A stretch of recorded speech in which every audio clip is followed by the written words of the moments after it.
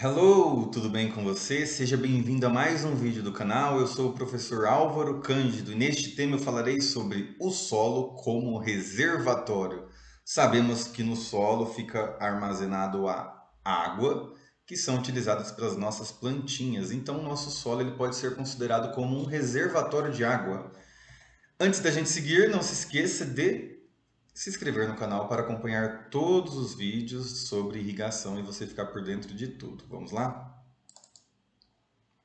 Então, solo como reservatório. Então, primeiro, lembrando dos outros vídeos, o solo ele pode ser dividido nas frações sólidos, que são compostos pela areia, silt e argila, e a outra fração são os espaços porosos. Esses espaços porosos eles podem ser preenchidos com solução, que no caso é água mais os nutrientes, mais a parte dos gases. Então, lembrando que essas duas frações, a solução e os gases, elas são variáveis. Então, após uma chuva intensa, o solo pode ficar saturado. Então, os gases são expulsos e todos os espaços porosos são preenchidos com água. Porém, se o solo estiver muito seco, sem muito tempo muito tempo sem receber, ops, travou aqui. Se tiver muito tempo sem chuva e também se não tiver irrigação, a água vai evaporando do solo, sendo absorvida pelas raízes das plantas. Então a fração da solução vai reduzindo e dando espaço para os gases. Então vai reduzindo a parte azul e aumentando a parte roxa. Considerando agora daqui para frente, para a explicação. Então todos os espaços dos poros estão preenchidos com água. Então o solo está saturado. Isso é bom? O solo estar com todos os espaços porosos preenchido com água? Sim ou não?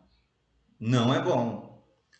Primeiro motivo, as raízes elas precisam de ar lá no solo para suas atividades. Então, para a raiz conseguir trabalhar adequadamente, ela precisa de ar lá no solo. Se o solo estiver saturado, isso não vai ser possível, com exceção da cultura do arroz, que é cultivado em sistemas inundados, em várzeas, que tem um sistema diferente das outras culturas. Então, o arroz consegue crescer e se desenvolver em solos saturados.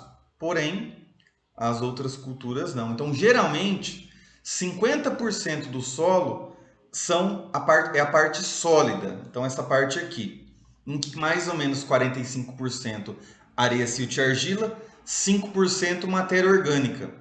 A parte dos poros, aproximadamente 20 a 30% é água. E, mais ou menos, aí nós poderíamos colocar uns 15, 20% os gases, tá? Então, isso são valores aproximados, varia de solo a solo. Mas então, continuando, o solo como reservatório. Então, se o solo estiver saturado, nós poderíamos classificar a água em 4 níveis. Então, se o solo estiver saturado, ou seja, essa parte da água aqui, a água ela está em um espaço, que são os espaços porosos. Então, todos os poros estão preenchidos com água. Então, se todos os poros estiverem preenchidos com água, vai haver uma fatia da água que será chamada aqui de água drenada.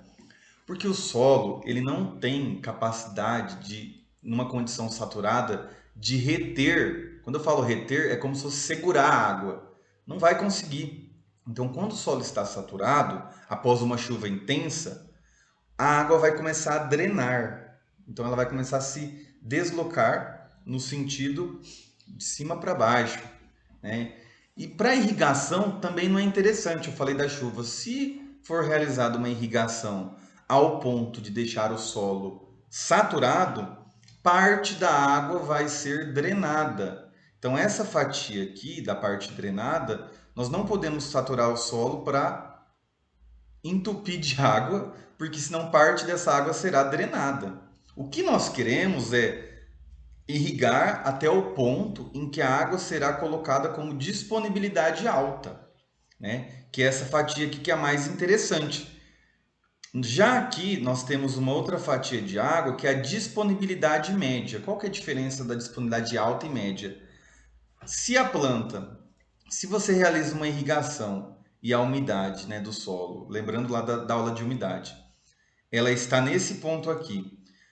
Porém, a planta vai consumir água, né? Então ela vai gastar água por transpiração. Parte da água será evaporada do solo para a atmosfera. Então esta água ela vai reduzindo o seu valor até chegar na alta, ela vai chegar na média.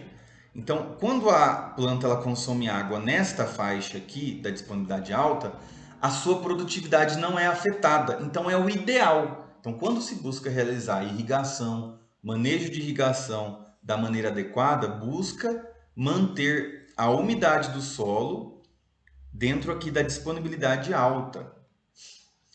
Porém, aqui na disponibilidade média, a planta consegue absorver a água, porém ela já tem um efeito na sua produtividade. E a disponibilidade baixa, o solo ele tem água, mas a planta não consegue absorver essa água em uma taxa considerável, ou seja, a planta ela fica murcha, então não vai ser interessante para um cultivo deixar o solo numa condição dessa, de disponibilidade baixa. Então, o que é importante aqui, resumindo desta figura? Não é interessante saturar o solo, porque senão vai ficar sem oxigênio para as raízes, que é prejuízo. A água vai ser drenada, então você gastou energia elétrica para realizar a irrigação e essa água vai ser perdida. Lembrando que quando essa água é drenada, ela leva embora os nutrientes que possuem maior facilidade para lixiviar. Cito como exemplo aqui o potássio, né, que é muito comentado. Então, essa é uma observação muito importante sobre água drenada. Outra informação: a disponibilidade alta é o ideal para manter no solo, disponibilidade baixa vai ter queda na produtividade, e disponibilidade baixa, a planta não vai conseguir absorver muita água aqui, ela vai ter ela vai murchar, na verdade, a planta. Então, aqui é a figura que eu havia apresentado, porém aqui com um maior detalhamento. Então, quando nós temos aqui o solo totalmente seco, essa condição aqui, a campo, né, no dia a dia, numa atividade rural, não acontece. Então, o solo ele sempre vai ter uma quantidade de água. Se estiver muito seco, muito tempo sem chover, ele vai estar nessa condição aqui de disponibilidade baixa.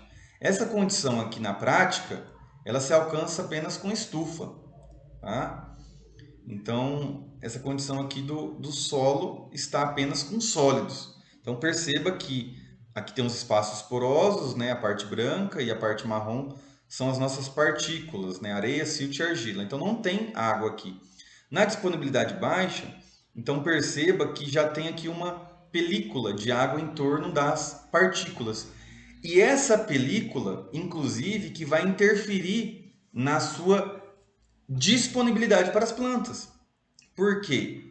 Os sólidos, areia, silt e argila, possuem cargas elétricas nessas partículas. E essas cargas elétricas, ela vai reter a água.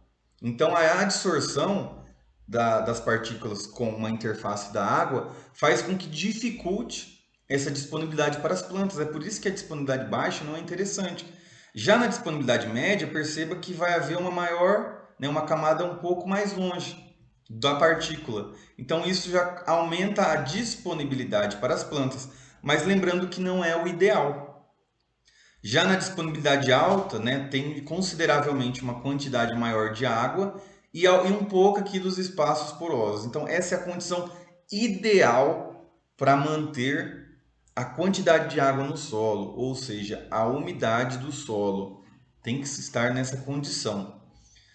Já aqui neste outro exemplo, é água drenada, então todos os poros estão preenchidos com água. Ponto negativo, não tem oxigênio para as raízes. Outro ponto negativo, drenagem da água. Então essas são as consequências de se deixar em uma situação crítica para as plantas, em que vai faltar, e uma situação aqui que também vai trazer prejuízos para a planta. Então é isso, eu espero que você tenha gostado deste vídeo.